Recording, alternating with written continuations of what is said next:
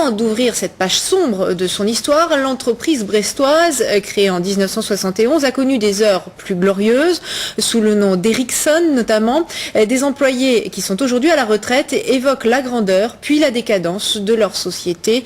Henri Morvan et Gilbert Kefelec ont assisté à cette rencontre.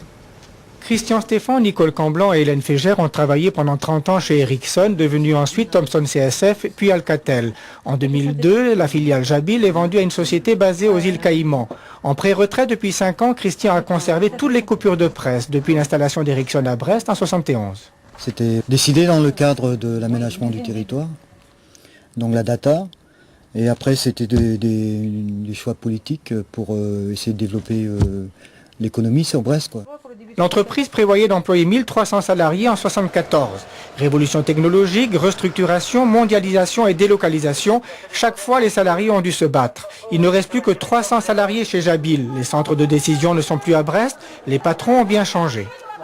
Ils ne pensent plus l'être humain, ils ne pensent plus aux salariés en tant que tels, ils ne pensent qu'aux bénéfices et à savoir ce que ça va leur rapporter. Alors je ne sais pas aujourd'hui comment on peut mettre un nom sur ces individus qui sont aujourd'hui en train de nous mettre vraiment la tête au ras du sol, quoi. La pièce de théâtre Politique Qualité a été écrite par d'anciennes salariés de chez Jabil à partir de cette histoire. Appelez-nous ! Formation pour l'électronique, appelez-nous ! Pour le patron, on avait qu'à reprendre les articles de presse.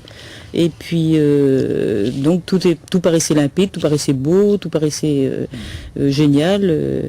Et puis, au fur et à mesure, on s'aperçoit dans la pièce que finalement, le tout beau et le tout, ça me nuise de plus en plus.